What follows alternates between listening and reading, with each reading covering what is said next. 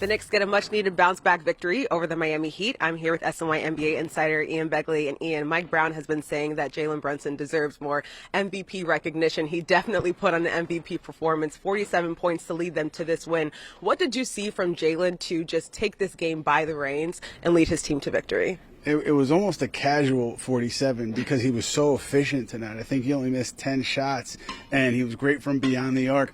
But what was talked about, too, was the 8 assists and the 0 turnovers. I don't think he's had a turnover in his last 2 games. He's got the ball in his hands, obviously, all the time, making a ton of decisions every game. Usage is very high. And to not turn the ball over in that position, really impressive to Mike Brown. And Jalen Brunson said he does take pride in that. Yeah, MVP caliber performance for sure. But since Josh Hart has entered the starting lineup, the Knicks are 10-2. So what difference has he made for them during that stretch? Yeah, it's interesting. I actually asked Mikal Bridges, and he said the pace is higher. Josh gets a rebound and just pushes and creates opportunities in transition. And Karl Towns was saying that just gives the opponent another kind of roadblock, so to speak, something else to deal with. And the record speaks for itself. The on-off numbers are crazy. I think the Knicks are number 2 in net rating in the NBA behind OKC since Josh Hart entered the lineup. So a lot happening there. Now, speaking of lineups, Miles McBride doing some work with the Knicks coaches on court, a lot of different drills, vigorous work.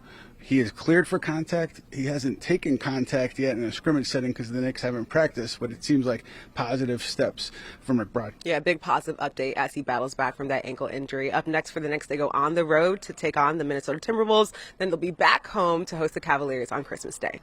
We are now joined by Chris Lepresti and John Jastrzemski for more on the Knicks. So, fellas, with 47 points on Sunday, Jalen Brunson ties Bernard King for the most games with 45 or more points in Knicks history. JJ, for your sake, what's a more interesting conversation at the watering hole, where Brunson ranks in Knicks history, or is this the year he receives some serious MVP consideration? For me, at least, it's the MVP consideration because we all know that Jalen Brunson is the best Knick they have had since Patrick Ewing, and I'm a Syracuse guy, and you know I love me some Carmelo Anthony, but I'm sorry, it's not even close. He's in the MVP conversation because he is putting up these sort of stat lines on a nightly basis where you don't even blink, right? Like, we're talking about Jalen Brunson having 40-something points, and it's like, yeah, no big deal. We're kind of used to this, and in all seriousness, we are from a Knicks standpoint. He's carried the team for the better part of 3 years, and if the Knicks go and end up a number 1 seed within the Eastern Conference, he's going to be fighting with SGA, he's going to be fighting with Jokic, but we're going to be talking about somebody that's right there in the MVP race. And Mike Brown keeps hammering home the narrative, CeeLo, that I got the MVP on my side. Smart strategy. Yeah, that's what I was going to reference because I've heard him bring that up at least 3 times now here. And one of them, I think, I want to say was even maybe before or right around Thanksgiving, which is very early when you consider how long this season is. But I understand where he's coming from. I mean, here in this market, I think we know and appreciate what Jalen Brunson is, but it's the national side that hasn't quite kicked into the level that you would need in order to get into that legit MVP conversation. And I'm not saying he's not worthy of it. And if the Knicks go and do what we expect them to do this year, which is finish near the top of the Eastern Conference, and I understand the playoff run's a different story. The votes will be accounted for before that happens.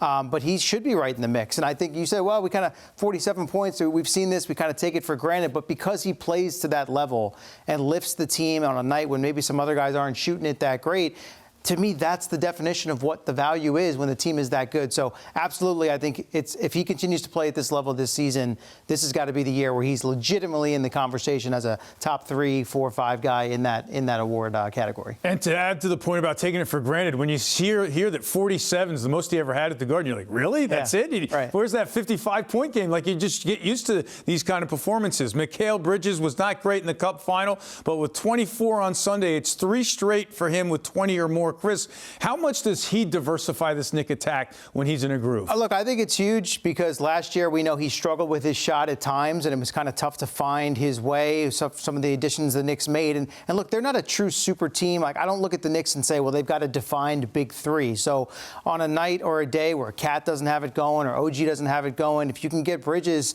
to chip in with that second-level offense behind what Brunson obviously can do, I think it makes a world of difference where maybe it takes some of the pressure off Brunson where he doesn't have have to go and do too much. Hard to say that in this game when he goes for 47, but there are nights where it feels like he's forcing it. So when Bridges has it going, I think it definitely makes things work for this team. This is all about comfort for Mikal Bridges. Last year, despite the fact that he had played with a bunch of the Villanova guys, it was a feeling out process. He goes from being the man in Brooklyn to the third or the fourth option. I think he understands full well what his role is on this team. Also got to credit Mike Brown for making sure that Mikal Bridges has not gotten lost in the offensive shuffle. So all in all, great start to the season for him. Great start to the year for the Knicks. Everything's hunky-dory, Eamon. Absolutely. Nick Land, we're going to have a report from the Garden later.